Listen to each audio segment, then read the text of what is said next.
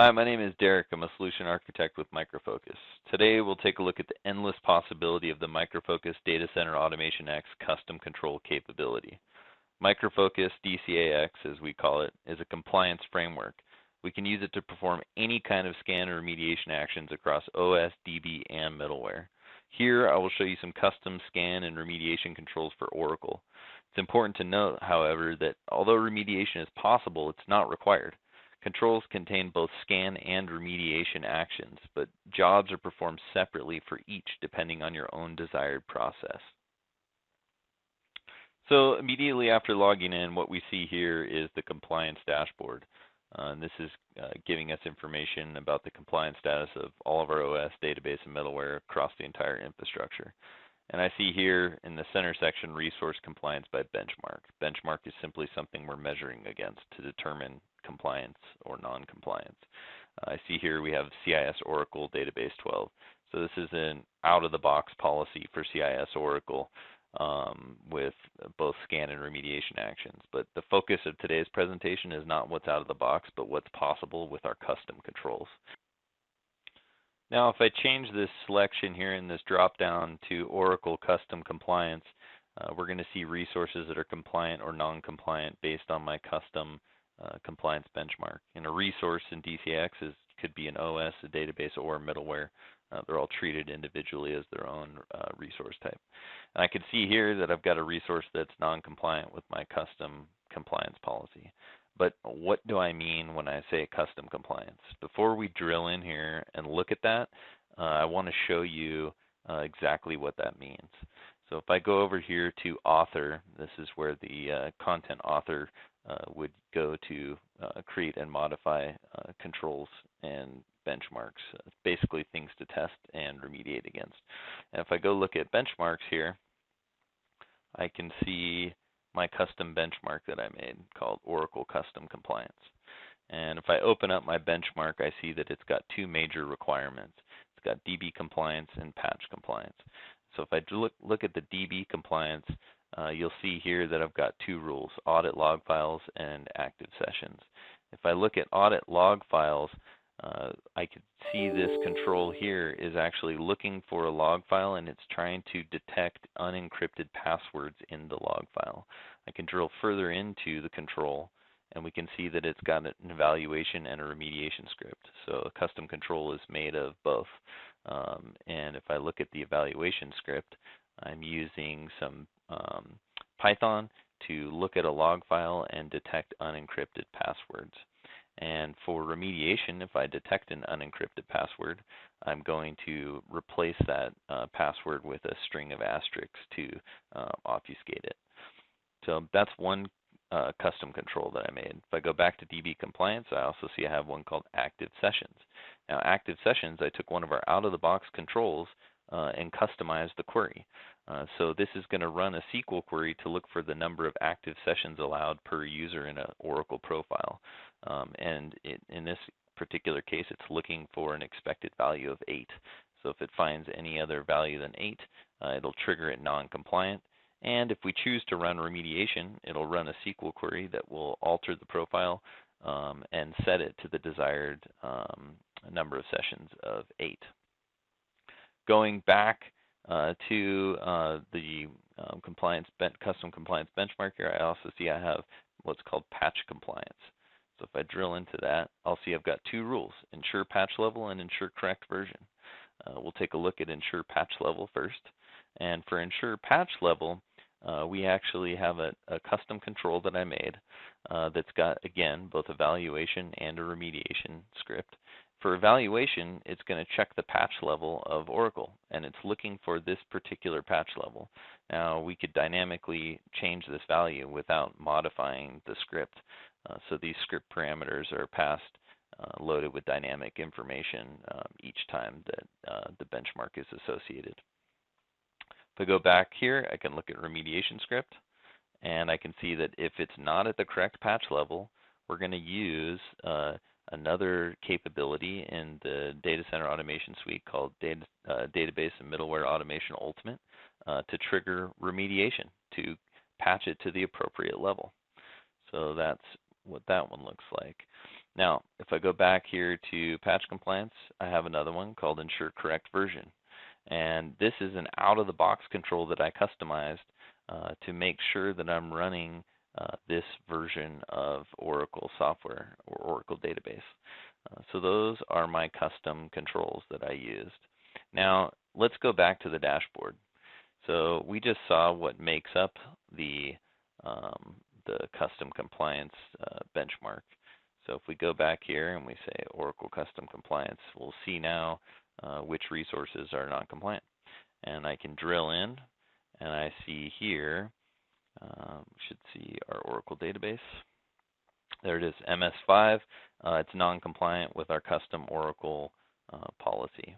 So if I drill in to the Oracle database here, we should see some results. I see here it's non-compliant with 4 out of 4 of our rules that I just showed you on that benchmark. And we can actually get more detailed information by just drilling in right here. And I can see here that it was looking for 1.1.8, but it found .1.3. So it's not the version of Oracle that we specified to be compliant. I also see here the number of active sessions was 8, or we're looking for 8, but it found 11 active sessions allowed for the user. Ensure patch level. If we drill in here, we can see the output of the check was there was no patches installed in this Oracle home. So we got a big problem. It should be at a certain patch level, but we don't have any patch levels installed.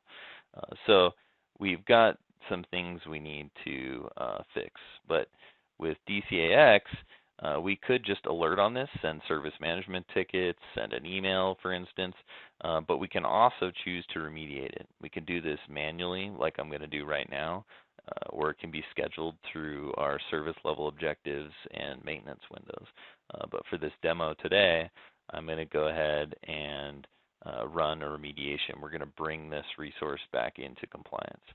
So if I choose this policy, Oracle Custom Compliance, remediate, it's going to trigger the remediation side of all those controls that I showed you. So before we were just using the scan side of the custom control. Now we're going to use the remediate.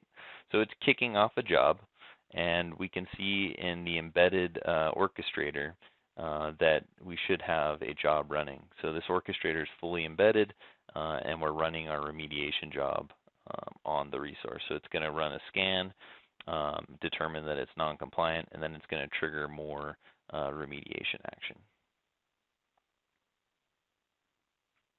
Now, for remediation for that patch level control to make sure that it's patched, and I pointed out that we're using database middleware automation. It's another capability of the data center automation portfolio. And we're going to call that API, and it's going to trigger remediation. So if I go into DMA Ultimate, I can see now that a job has been triggered to patch the home and database. So it's going to go out right now and patch that database in order to make it compliant. Meanwhile, DCAX is waiting for that job to complete before it will then run a rescan to make sure that it's compliant. So we're going to go ahead and let this job run, and we'll show you the results here shortly.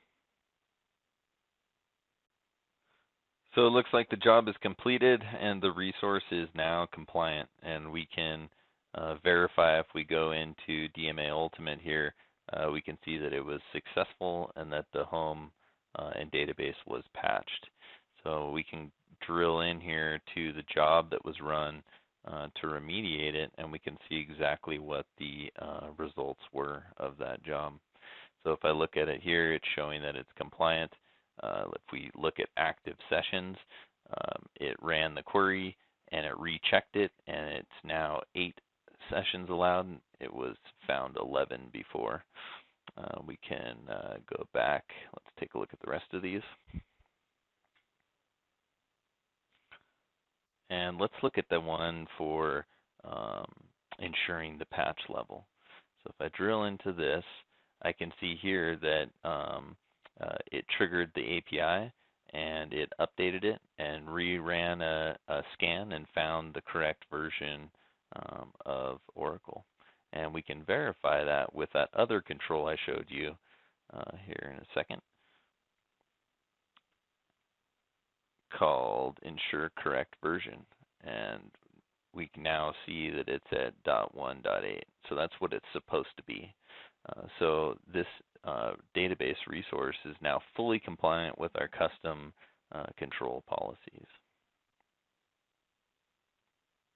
Now, we triggered that job manually just so I could demo this to you right now.